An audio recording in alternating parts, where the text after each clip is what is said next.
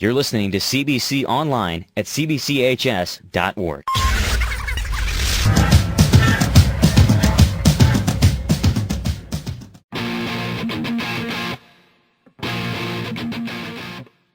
Three, two, one. CBC Online, visiting with Coach Bobby McCormack. And Coach, coming off a pretty convincing win yesterday against Hazelwood East.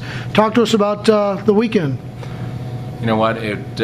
Yesterday's game against East was a good game for us, simply because of the close loss at Vianney. You like to bounce back and play a team like Hazelwood East. It's athletic, and we jumped out on them 18-2 in the first quarter, and really played some high intense defense, and turned our defense into offense, and got some easy buckets early in the game, which really helped us. So what do you take from a game like that? I mean, certainly it's a non-conference game. You guys kind of took it to them, but what do you take from a game like that?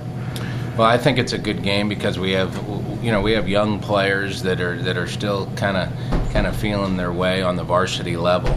So to come out and play a game and beat Hazelwood East had mostly seniors. So the young guys stepped up, and our seniors are showing great leadership. Robert Hamilton and Jared Barnes, and those guys are Tyrone Blackman got some time last night and had 6 points and had a good floor game, and D Bass came in and threw his weight around for us, and we're getting quite a few guys that are getting playing time now, which will really help us down the road.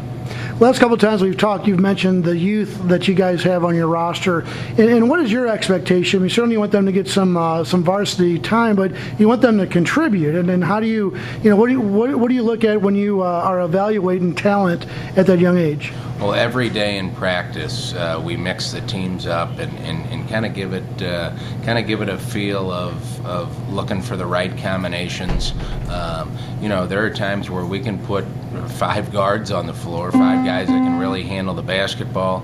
There are other times where we can go a little bit bigger and do your standard 2 guard, 2 forwards, and a center. So it's a nice luxury to have when you're as deep as we are, and the seniors again are showing the leadership that we need in bringing on these younger guys. Now looking forward, on Friday you got a big game at Borgia, correct? At Borgia, and no, it's at home. I'm sorry, at Borgia at CBC. But the point being, Borgia always plays you guys tough. It's always a great game. Talk about Borgia. Borgia is 8-0 right now. They play at Pattonville tonight, so theoretically they could be 9-0 coming into Friday night's game. They're always ranked. They have a rich tradition, just like we do here at CBC. So it's going to make for a great atmosphere here Friday night. Dave Nyer's a great coach. He's won state championships and really does a good job with Borgia. And it's really become a natural rivalry for us, and we hope to keep them on the schedule for years to come. Now, did you guys take them, was it triple overtime a few years ago here at CBC? Or? Yeah, we did. The year that they had Mooseman, they were 32-1, and we were their only loss. So those are things that you kind of bring to the table with the players before the game, and let them know how this rivalry's gone throughout the years, because we've had some really close games. When you guys see on the roster, see on the schedule, you got a 9-0 team or 8-0 team coming. Does that sort of really resonate with the boys, or they just kind of play whoever comes? I mean, how much does the record and the tradition and all that stuff come into play when you're with your team? I think it certainly comes into play. A team like Hazelwood East last night was 1-3 going in. You tell a team, a competitive team like ours, that you're playing an undefeated team. I think the level of play will rise Friday night, and hopefully we can give them their first loss.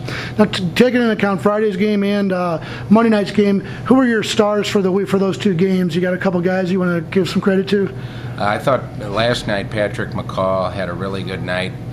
He had 18 points and missed 2 or 3 shots from the field. I thought he had a good floor game. Jared Barnes really kind of controlled things. We did have a few more turnovers than I would have liked, but the kids are still learning and still getting to play with each other. But Jared's doing a great job at the point for us. Arion Maxey just really raises everybody's level of play by the way that he plays defense, and just his ability to create things, not only just to score, but to to help people, help his teammates score. So he's been really good for us. And finally, got a new coaching staff this year. Chris O'Donnell, Jeff McCall coming on board. How's that worked out for you guys? What kind of things do they bring? Well, Chris O'Connell's been a really pleasant surprise. He's kind of a master of preparing our teams as far as our. We have a new technology called Huddle, and he's been in charge of that and has just done a great job clipping the tapes and really getting our guys ready, because we can shoot that out to our guys and they can watch it before we have a team meeting and kind of get a little bit of insight before we even hold those meetings. So he's been great that way, and Jeff McCall has been super, as well as kind of a mild-mannered approach to things, taking kids aside and telling them what our expectations are. So the three of us have really worked well together, and I'm very fortunate to have those two guys.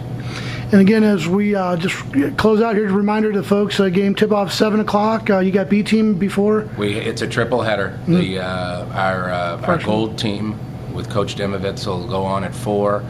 Matt DeGrief's B team will go on at 5:30, and we'll take the floor at 7. So it's going to be a great evening here Friday night. Again, CBC against St. Francis Borgia, always a great match. Coach, we'll catch up with you next week. Thanks, Rob.